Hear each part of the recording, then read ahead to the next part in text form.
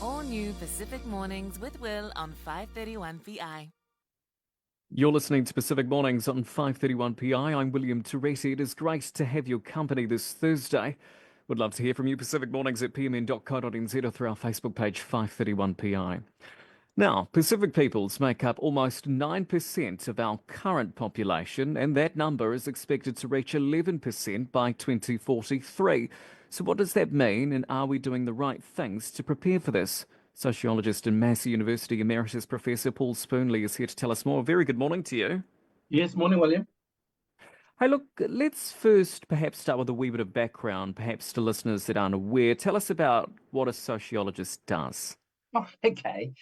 A sociologist is somebody who studies people. So there are various types of social scientists who study people. So psychologists study people as well, but from a different perspective. So what I've done over the years, I started my research in the 1970s by looking at the migration of Niuean peoples to New Zealand and then the reaction of other New Zealanders towards their arrival. So I look at that social interaction at a fairly broad level and try and understand what's happening.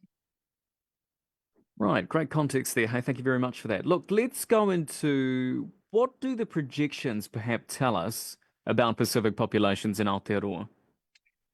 A couple of things, excuse me. One is that they are continuing to grow, and as you pointed out, they'll eventually make up 11% of the total population. So migration obviously began in the 50s, really, and at the time, there weren't many Pacifica people here in New Zealand. There were 10,000 in 1956. And as you say, they've now grown to almost 450,000. So the first thing is that they're a very significant part of the New Zealand community and will continue to grow. So at the moment, just on 9%, growing to 11%. However, they are much younger than the rest of the New Zealand community, with the exception of Māori. And what we'll anticipate is that they will make up almost 20% of the people aged under 15 in that 2043 figure. So growing and much younger. Right. Let's dig into that a wee bit deeper in terms of the stats. I mean, is our Pacific population growth, driven by New Zealand births or immigration from the region? Is there any insights there? Yes, migration still occurs, but the three large groups are Samoan, Tongan, and Cook Island Māori. In the 2023 census, there are 94,000 people who identify as Cook Island Māori, and of course, there are only 15,000 people in the Cook Islands themselves. So there is migration, but you can see that the balance of the community, the New Zealand community is now 6 times larger than the home islands community, so that you can see that the growth is largely coming from births here in New Zealand, because the Pacific communities tend to have children younger and more children than is the case for Pākehā. There is still migration. There's still migration from Tonga and Samoa, but it's not a significant contributor to growth here. It is a contributor, but not the most significant contributor to growth. The one island nation that is different to that is Fiji. And Fijian migration to New Zealand is one of the largest migrations from any country. So the large ones are obviously from China and India. Excuse me. The large ones are from India and China, but Fiji's one of the top 5 in terms of a source country for migrants. I see. Okay. With that in mind, it kind of begs the question, perhaps, because Pacifica are overrepresented, frankly, when it comes to, say, poor educational outcomes in this country. Are we doing enough to prepare our education sector to get the best outcomes for our Pacific kids? And I'm talking attendance, achievement rates, etc. No, I don't think we are. And I think that's true for Māori. So Māori and Pacific communities I would tend to see as being in the same situation. Mm. They're very highly concentrated in areas which have low decile schools.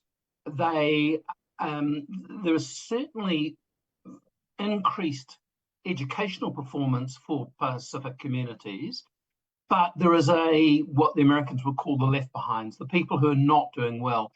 And really it dates from the 1980s and 1990s. So we go back to that really difficult period, beginning in 73 with the overstay raids, and then progressing through. You might remember the act that the Muldoon government brought in, which really stopped some Samoans from getting New Zealand citizenship. And then, of course, the economic reforms of the 80s and 90s.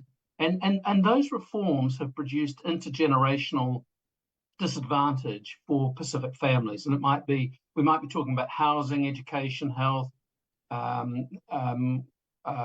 criminal behavior. And we've got to break that cycle. And there are some really good people. I mean, I think of people like David Latele, who's doing a really good job at helping Pacific communities, but we need to do that more often.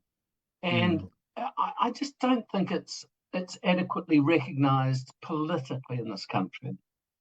Yes, no, that's a good point.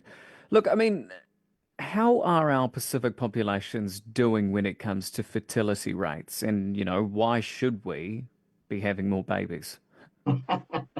Well, let's put that. It's an interesting question, William. Let's put that into context. So, 2.1 births per woman, and when I say 2.1 births per woman, you're talking about women over their childbearing years, so from go to woe, really. 2.1 births per woman is the figure required to replace a population. And the 0.1 is really to allow for things like infant mortality. What happened to New Zealand was that we were still at replacement level fertility, 2.1, in 2013, 14, 15, and then it suddenly dropped, and it's now dropped to 1.53 births. And that's for New Zealand as a whole. And that means that each cohort that's born in New Zealand is a quarter smaller than the previous one. So you can see that births are beginning to have a major impact. None of that is true for Pacific communities. Pacific communities still have their children much younger. The average age for a woman having her first child in New Zealand is now in their 30s.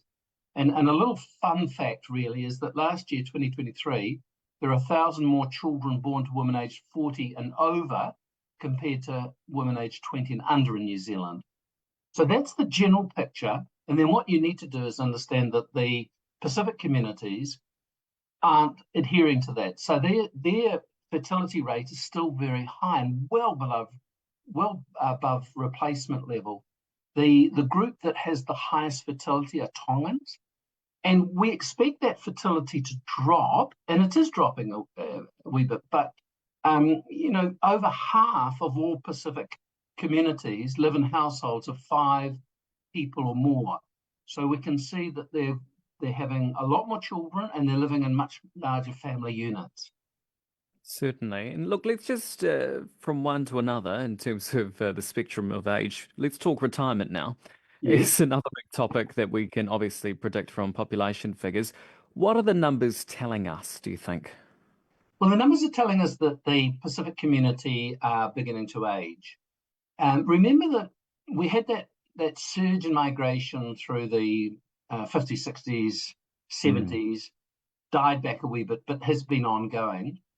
And 1989 was the first year that there were more members of the Pacific community born in New Zealand compared to born in home countries. And we've seen that expansion of the New Zealand-born community. So those early migrants and sometimes their children are now reaching the age of 65. But they are a very, very small part of the overall population that's reaching age 65. And there are 2 components. One is because the age of Pacific communities is much, much younger than the general population. The median age, the average age of Pacific communities is almost half that for the general population. But also, of course, the life expectancy of Māori and Pacific communities is about 7 years younger than it is for Pākehā. So to go back to your earlier question, one of the things we need to address is that longevity, that life expectancy, because of ill health, because of comorbidity. And we saw that through COVID. We saw the numbers of members of the Pacific community who died from COVID was proportionally higher because of issues like comorbidity, which simply means having other health issues. Certainly. And that kind of leads me to the point of the retirement age in this country. I mean, average Pacific life expectancy rates of 4.5 years, lower than the national average. How can we make the retirement age more fair? Or is this just a case of it is what it is? Well, again, that's a broader question. Can I just state my own views, William? One is that Certainly. when we look at what's happening to our population, I'm a baby boomer. When I was growing up, about 7% of my community were aged over 65. Within the next 2 years, 20% of all New Zealanders will be aged over 65, and that will continue to grow and eventually become 25%. When you think of that, and how does the government support superannuation, but also things like the provision of healthcare, that becomes a huge cost. So for me, we need to have a debate, and we need to have a debate about the equity, but also the affordability of an aging population. And for me, I would like us to have a discussion about perhaps increasing the age of superannuation eligibility, but also perhaps means testing it. Now, that does not address the equity issues for Pacific communities, because they will simply not benefit in the same way that other communities will, particularly Pākehā communities, because they don't live as long and because they might be doing jobs which involve more injury, more death. There is a range of issues there. So perhaps we ought to think about something like the French system, where you have a gradation, and the first lot of people can retire at the age of 60 and receive a state pension, and then you go up to age 67. And I think that in terms of what you and I are talking about, William, I think that is probably something we need to talk about. But we're not talking about superannuation generally, much less the equity issues that you've raised. Certainly. Hey, look, just finally, before we wrap this up, perhaps, I mean, long life can be seen, obviously, as a privilege, and we want our communities to reach retirement in a healthy financial position. How can we do this with the current trends? I think to home ownership, we're low on that scale. Wage inequities, low on that scale. Employment, low on that scale. I mean, not that I'm asking you for perhaps solutions, but just your thoughts or your reflections on that.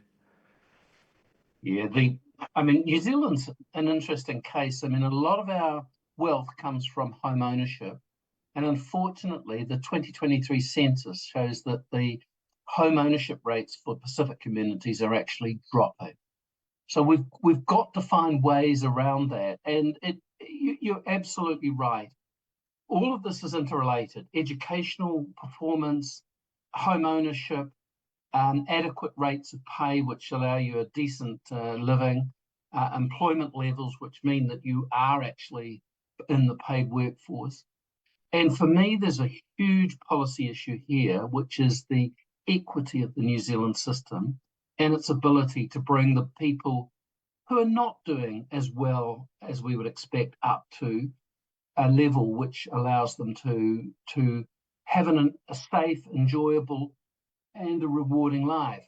And I think that's a big issue. And as we move towards individualizing, saying if you're going to go to a university, then you will accrue debt.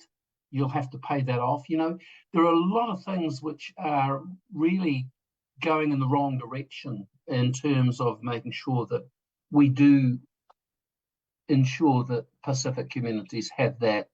They participate economically, they participate politically, they participate in ways that other communities expect.